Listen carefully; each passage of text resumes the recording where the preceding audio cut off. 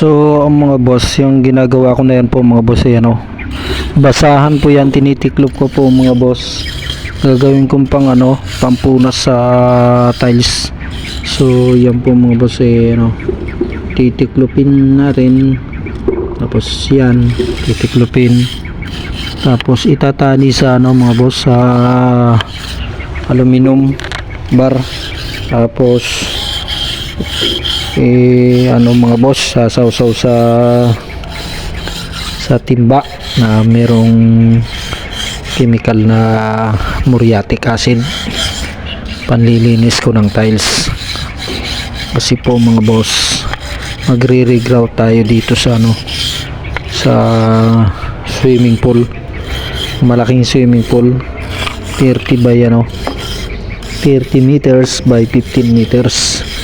Ayun po mga boss, patutuyuan natin ng tubig, tatanggalin yung mga tubig para ma-regrout yung mga tiles. So yan po, yan, itinataktak ko yung muriatic acid ba, yan, kaunti lang siya. Tapos haluan ko siya ng konting tubig, yan. Tapos yan, syempre kailangan may handle yung basahan kasi medyo makati yan po mga boss, medyo makati. Pangtanggal po yan po ng mga lumot sa mga bikat ng tiles. So tsaka sa tiles, yung mga mancha sa tiles, yan po yung makakatanggal yung muriatic acid. So yan po mga boss, dadali na natin sa swimming pool. Isimulan na natin na punasan. Okay, yan bababa na ako dyan para pupunasan ko ng muriatic acid yung mga wall sa flooring. Yan para matanggal talaga yung mga mancha mga boss. So yan, kasi pinatuyuan na namin ng tubig. Nang dumating kami dyan kalati yung tubig niya, kalati sa swimming pool. Kaya kinakailangan yan. So yan po mga boss, diba? Makintab na siya. Ganyan lang po pag maglilinis kayo ng wall ng swimming pool at saka flooring. Ayan, para matanggal yung mga mga mancha, saka yung mga lumot na nakakapit sa bikat, kayang tanggalin yung muriatic. Tapos pagka napunasan na po mga boss, babanlawan din naman yan ng tubig, yung tubig na galing sa gripo or igipin. Yan ang makakatanggal yan. Saka natin i-steel brushing yung mga bikat. So yan po mga boss, nakikita nyo yung natirang tubig, may mga lumot siya. Yan yan, tayo na naming linisin yung nandun sa dulo, sa gitna. So mga boss, itong swimming pool na to ay 3 buwan siyang nahinto, hindi siya nagamit po mga boss, kasi mayroong nagka-problema yung niya, yung swimming pool, naglilik siya. Umaabot sa kalahati yung bawas ng tubig, nagbabawas siya ng tubig hanggang kalahati siya ng swimming pool. So ngayon po mga boss, pinatawag ako dito ni Boss Kapanday. So siya po yung nagkontrata rito, tapos pinapakyaw niya po sa akin yung pag grouting, pag regrout mga boss, at saka paghanap ng leak. Ngayon po mga boss, hahanapin natin yung leak kung nasasaan. So sa video kong ito, ipapakita ko po kung paano ko siya ma-detect kung saan dumadaan yung tubig. Okay, so yan po mga boss, sinisimulan na nga namin kumbaga na ubos na namin yung tubig, kasi yung ginagamit naming pump dyan po mga boss ay diesel po mga boss, diesel ang gamit namin, yung pump na makina.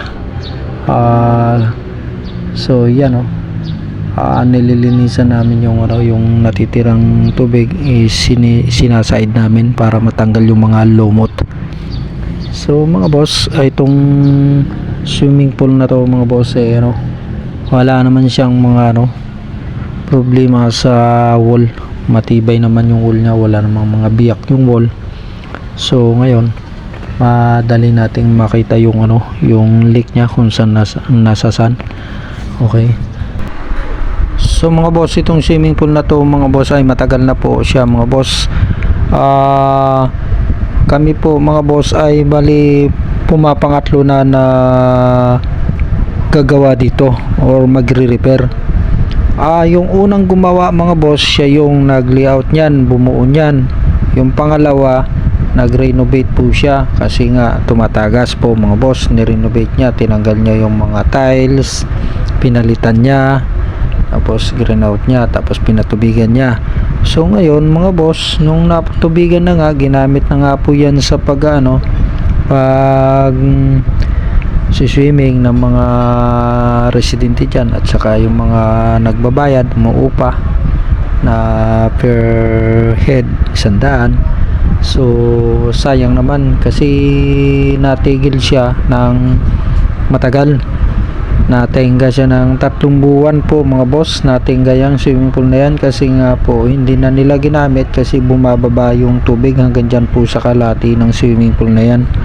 Kaya yung pangalawang nangontrata, so umabot naman po ng 1 year yung buhat ng kinontrata niya, umabot ng 1 year bago itinigil yung swimming pool na yan. Kaya hindi na siya natawagan para kung hindi umabot ng 1 year, hindi sana siya na ang gagawa niyan, maghanap uli ng leak niyan dahil sakop pa sa kanyang warranty. So ngayon lumampas na sa kanyang warranty, kaya nagtawag uli ng bago na mangungontrata kung paano matanggal yung leak o maresolbahan, mahanap. So kami na nga po mga boss, si Boss Kapanday ang pumakyaw ngayon, pangatlo ng paghahanap ng leak ngayon. So ako naman po, si J ang kinuha niya na trabahador. So ako naman po ngayon ang kanyang tauhan para hanapin ko yung mga leak dyan. So yan nga, ipapakita ko ngayon sa video kong ito mga boss. Sana ay may matutunan kayo kahit konting idea dito sa pagre-repair sa swimming pool. Dati po mga boss, ang mga binablog ko sa mga bahay, warehouse. So si J ang inyong lingkod po mga boss, wala po talagang permanenteng kumpanya. Kumbaga kung saan po ako nakakapakyaw or available makapakyaw, na mas maganda, kikita ako ng sakto lang sa pamilya natin, sa pamilya, doon tayo nagpapaalam naman tayo ng maayos sa ating mga trabaho na inaalisan. At saka bago natin alisan, tapos naman yung trabaho para wala silang masabi. Okay, yan po mga boss. Yan nga po ay ini-steel brush na ng ating kasama na si Jan. Ini-steel brush na yung yung mga grout kasi meron na siyang mga lumot. Yan ako naman po mga boss ay nagre-retouch na nung may biyak na tiles. Tinanggal ko yung 8 tiles kasi may biyak siya. Ngayon papalitan ko po siya ng bago ko siya lagyan ng tiles uli. Iwa-waterproofing po yan yung wall, tapos patutuyuin muna yung waterproofing. Pag natuyo na yung waterproofing, saka lalagyan ng tiles. So ganun po mga boss.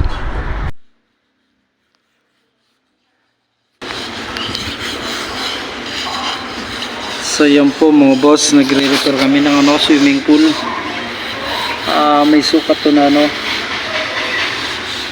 15 meters by 30 meters. So yan po, ang kulay niya dark blue.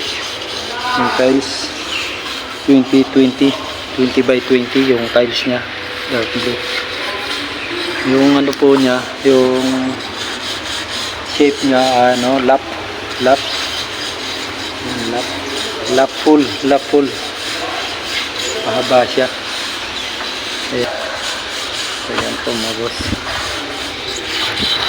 Ayan, ang ginagawa namin dito, nagre-repair kami ng ano, hydrostatic valve. Lalagyan namin yung puno ng ano, ng hydrostatic valve na ano, waterproofing, doon dumadaan yung tubig. So dito, nagre-repair kami ng ano, nagtanggal kami ng anim na tiles. Yan. Para, at saka magre-regrout. So yun o. Na ano, yung steel brass, tapos lalagyan siya ng panibagong grout para pag nilagyan ng tubig, bago na uli siya. So okay. Gandang ano, gamit sasakyan.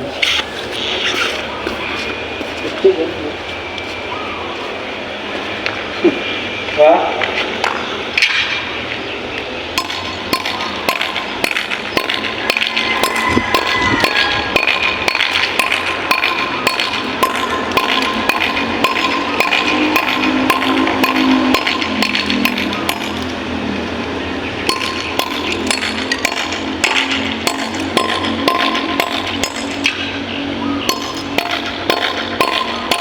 Inisan mo ito yan.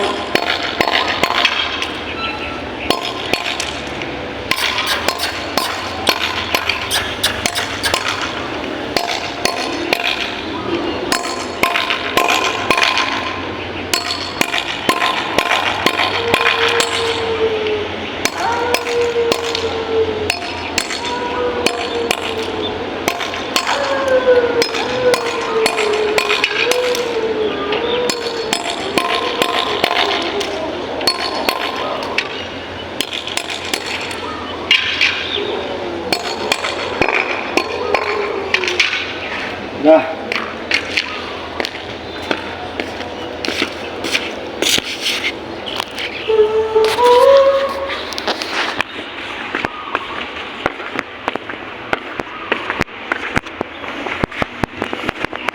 Ayan o, parang may basa-basa dyan o.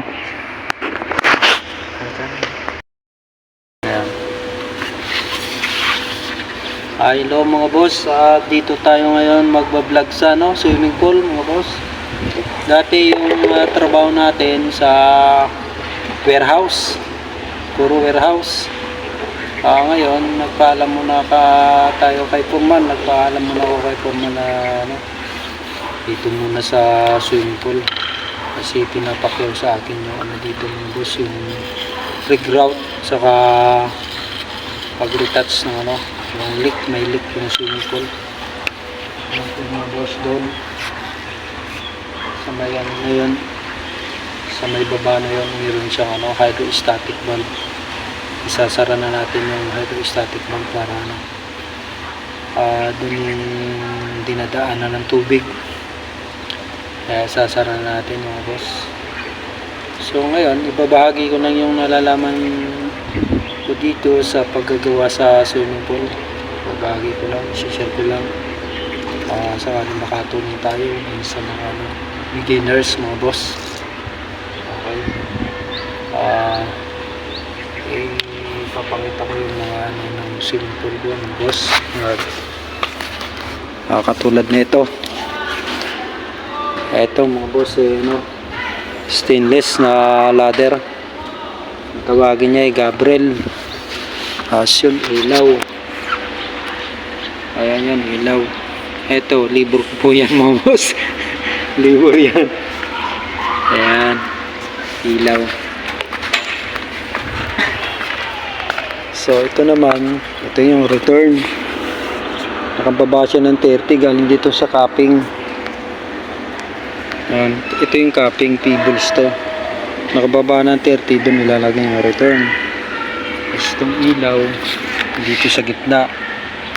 Ayan. Ito naman po yung skimmer na tinatawag.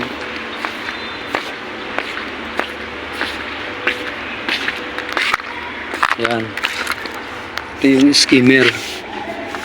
Ayan. Dito may skimmer din.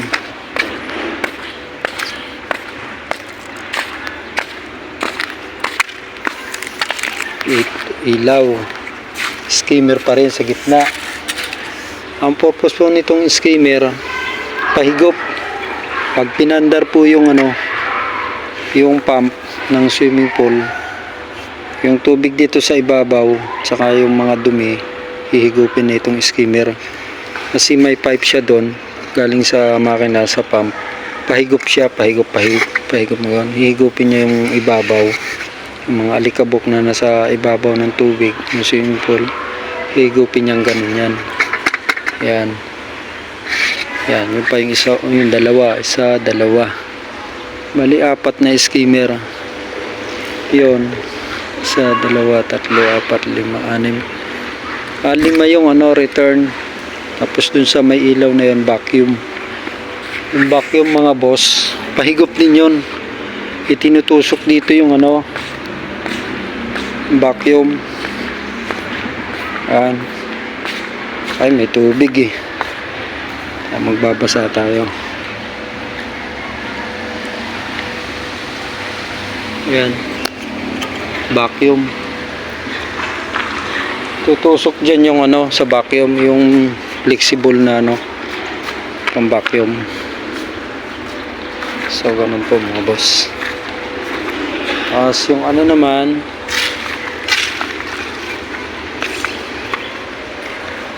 so yun, yung may baton na yun. Yan po mga boss, tinaganan lang namin yan. Nandyan yung main drain.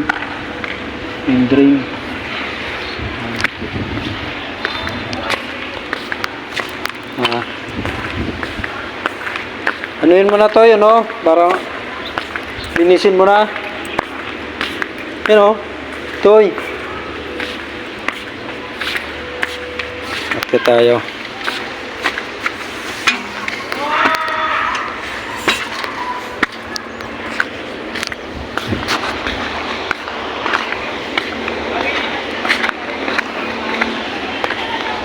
Ito naman ang kiddie pool.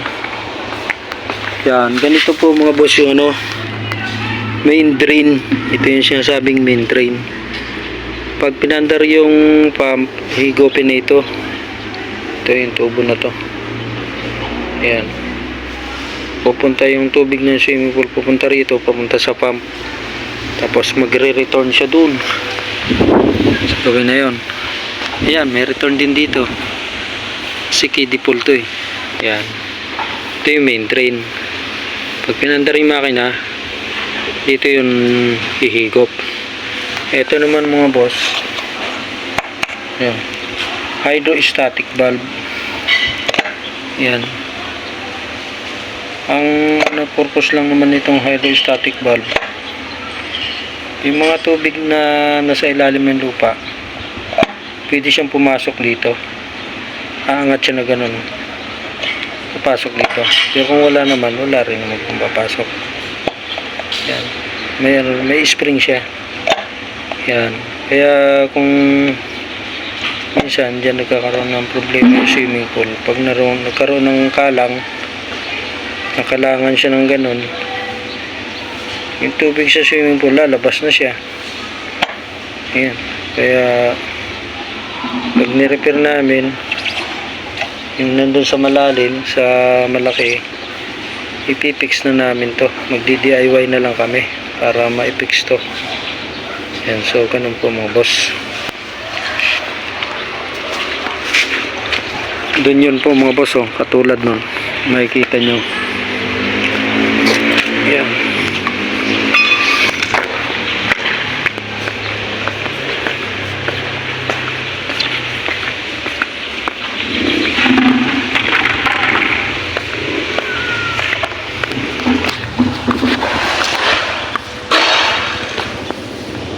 So yan po mga boss. Yan. Nandun yung main drain, tapos may hydrostatic valve din siya doon. Ngayon yung hydrostatic valve doon mga boss, sira na. Malambot na yung spring. Kaya pagka pinapandar yung makina, gagalaw-galaw siya. Kaya papalitan na namin yung hydrostatic valve. Ayun pumapasok na yung tubig na galing sa ilalim ng lupa. Kasi mga boss, yung yari ng swimming pool na to, in ground, yung nakabaon siya. Tapos yung pinagtatayuan niya, dati itong palayan, matubig ba siya? Parang balaas, ganun. Tapos ang shape nito, pahaba lang siya, lap pool. Ayan, lap. Ganun. Okay. So dito naman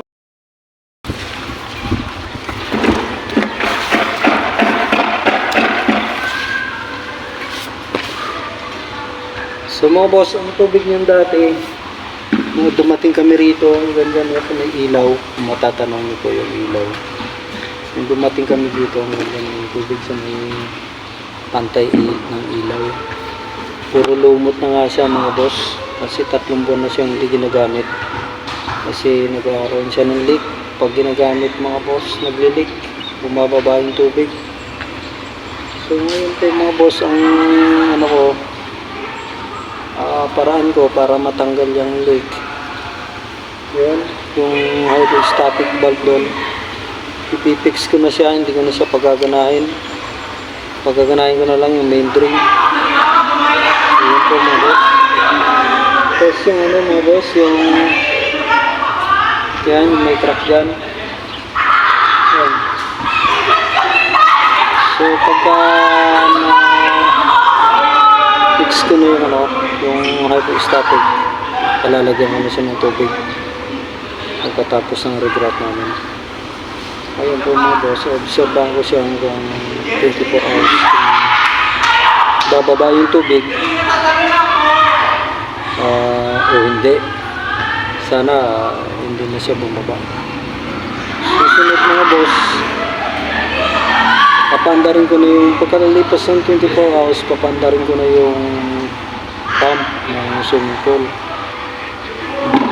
Malalaman ko ron pagka umandar na yung makina, tapos bumaba yung tubig sa swimming pool. Ibig sabihin, ang leak po mga boss nandun sa mga pipe, linya ng tubo papunta sa pump. Baka din siya maglilig sa mga joint, baka umangat na or hindi nilagyan ng ano, solvent. So sa susunod na video mga boss, abangan nyo po.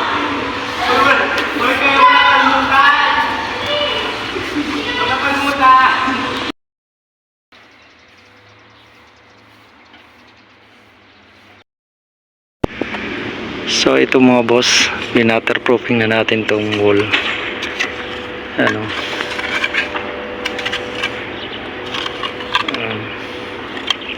ginamit nating waterproofing mga boss, ano, binili sa Wilcon, pan swimming pool talaga siya.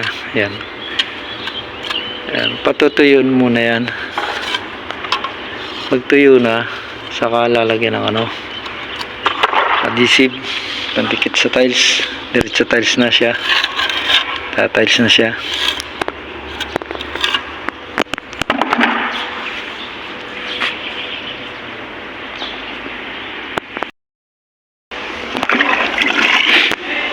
Regrout na natin to mga boss.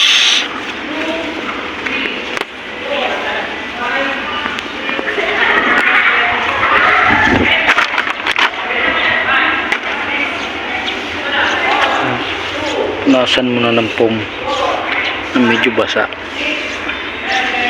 para kumapit yung panibagong grout. Malalalim na no dito.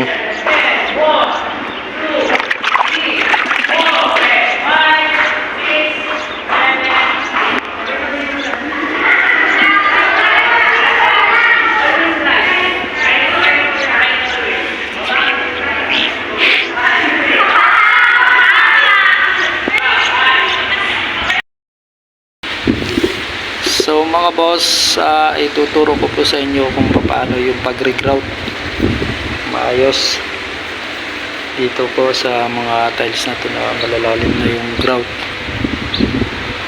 Pwede rin to sa mga bahay ninyo, yung mga banyo nyo malalalim na yung grout, mga mga luma na, pwede i-recraft ninyo. Ito naman ginagawa namin dito, swimming pool. Ayan, ganito po mga boss ang teknika. Yan, nakikita niyo po yan, malalalim na siya. Pabrasin muna yan. Ayan. Pabrasin ng malaking brush, T4. Ayan. Ayan. Ayan, nabrush na. Tapos, padadaanan mo naman siya ng foam. Ayan. Foam. Para basa siya. Basa. Ayan. Akin natin yung pang-grout mo. Simple lang. Ito lang naman eh. Ayan.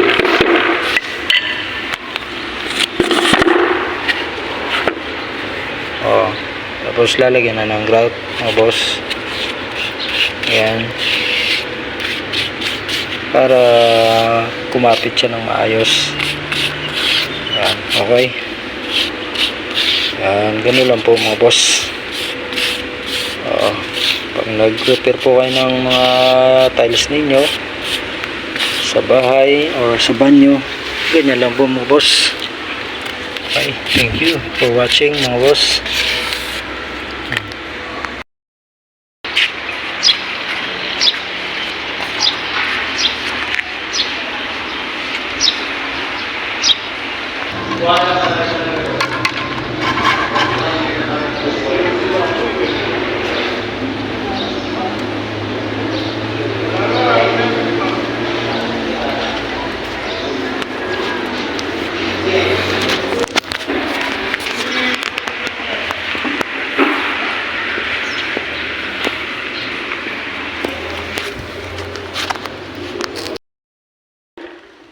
So ito mga boss, winaterproofing ko kahapon. Pinatuyo ko muna para matibay talaga siya bago natin lagyan ng tiles. Okay. So yan.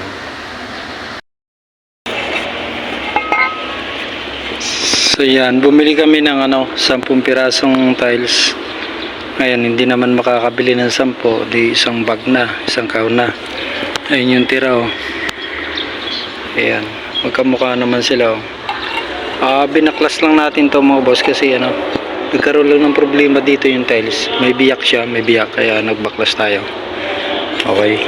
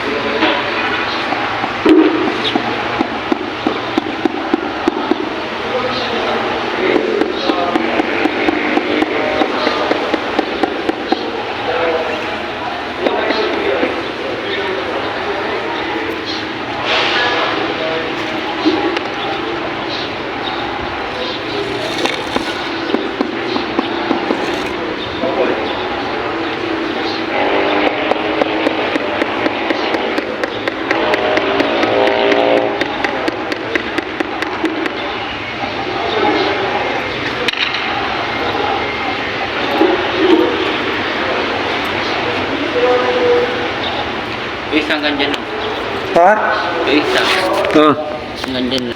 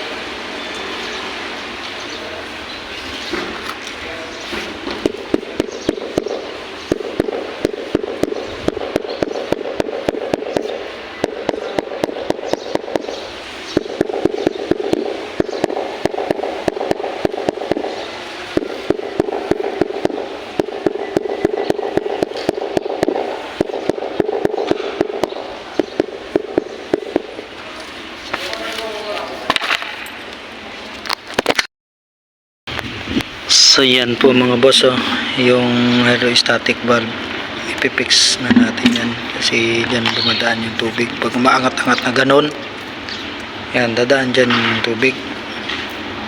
Lalo pag binuksan yung makina, ihigop to, angat-angat itong hydrostatic, mababawas yung tubig ng swimming pool.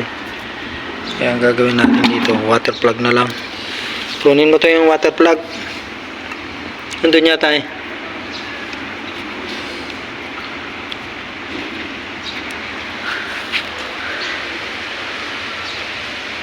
So matatanggal na rin yung problema dito sa swimming pool nito. Laging bumababa mga boss ang tubig nito eh. Yung problema dito hanggang dyan mga boss, sa ilalim ng ilaw. Ayan. Ang sabi nung ano dito, bantay, yung maintenance dito, nandun yata sa pump room. Pag nandito mga boss yung tubig, bumababa siya hanggang dito. Pag nandito na, ayaw na niyang bumaba, fix na siya. Kasi mga boss, ang nagiging problema dito nga sa hydrostatic mga boss, yan, lumalabas dyan yung tubig. Kaya pipix na natin to. Ayan, hydrostatic. Ito naman yung main drain to. Yan yan, main drain patungo to sa pump. Yan, papuntang pump ito. Ito mga boss yung water plug natin So mga boss, hindi to sponsor, kumbaga inano ko lang para yung mga mahilig ang swimming pool, ito pwede nyong gamitin. Yan. Ayan po mga boss, mabilis kasi itong water plug mga boss tumigas. Seconds lang to titigas na siya. Kaya ito talagang pang sa mga leak. Kunting tubig to yan, kunti lang. Ayun tabo.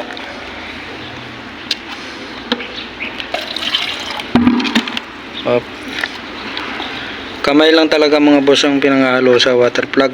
Sige pa. Yan. Kasi seconds lang to, matigas na. Yan, sabi lagay agad.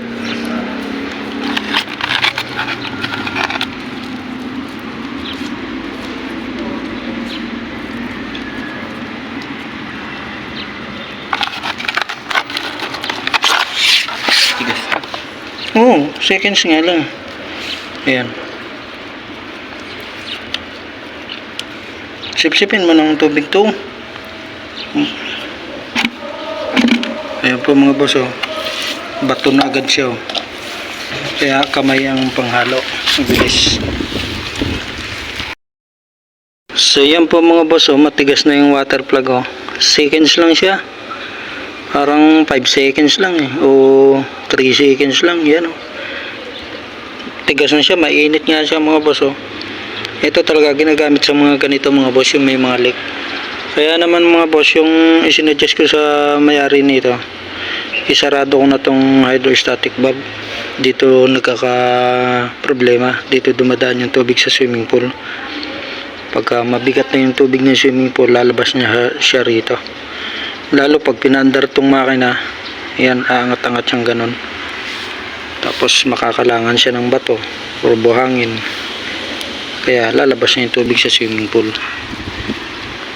Ayan. So mga boss, yan ang masusubukan natin pagka nilagyan na ito ng tubig. Ang purpose lang naman itong hydrostatic valve mga boss, yung mga tubig na nasa ilalim ng lupa, pwede niyang papasukin dito sa swimming pool. Kaya nga lang, yung nagiging problema, yan, pag nakalangan to ng bato, itong pinakang valve niya, yung dila-dila niya, wala na, lalabas na yung tubig sa swimming pool. O maobserba natin mga boss pagka may tubig na to, So mga boss, ang video kong ito kung gustuhan mo, don't forget to subscribe mga boss. Okay. Tubig niya. Ayan. So yan po mga boss, ginawa ko na lang tinabunan ko na talaga siya. Pero may bakal naman ako mga boss ang nilagay pag ganun, para matibay. Hindi siya mabungkal ng tubig. Ayan o. Mainit Init. Oo. Diba? No? Timpla ka ng konti para dito labas yung bakal kakalawangin yan Ayan Ayan bakal yan kailan matabunan yung ganun. Pag Di ba nababawasan? Siyempre puno na itong pool. Ano mangyari dyan sa takip na yan? Angat. Yan? Oo, yung takip. Angat yan. Kaya nababawasan. Pag puno? Oo. Umaangat yun pag pinapandar yung makina. Di ba malambot lang siya? Malakas to. To? Hindi, ito, yung kulay puti. Oh, di ba puno na yung simple? Yung kulay puti nandiyan sa ilalim. Pag pinandar tong makina, yun, aangat-angat yun. Yung takip. Aangat yung ganong galaw-galaw. Ngayon, papasok yung mga buhangin dyan sa ilalim ng lupa. Papasok dyan. Pag pinatay na yung makina, dihinto na yung hihinto na to. Di bababa na ganyan yung takip, may kalang na nabuhangin. Ngayon, di bababa na yung tubig sa swimming pool, dadaan na dyan. Kasi mabigat yung tubig ng swimming pool, dadaan dyan. Pagka hindi na niya kayang pababain yung tubig ng swimming pool, hinto na hanggang doon sa may ilaw na yon. Diba? Kasi wala namang ibang butas yung swimming pool Wala. Ang pader, wala namang biyak. So yan po mga boss wala na siyang tubig na pumapasok, kaya wala na akong problema, maglilinis na lang kami. Pag nalinisan, may grout na yan.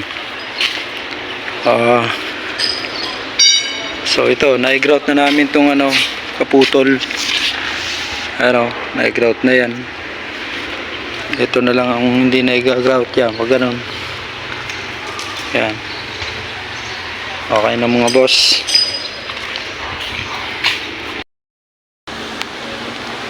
Pag kami mga boss, naglagay ng tubig, bibidyoin ko yung pagkapuno na to para makita nyo rin. So obserbahan ko kung bumababa siya. Ayan. Okay, thank you.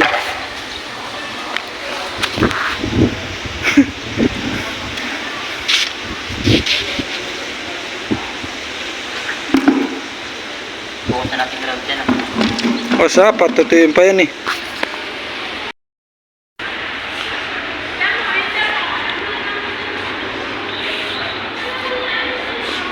So yan po mga boss pangtanggal ng likabok ng grout yan, basahan lang na damit yan ayan, makintab na siya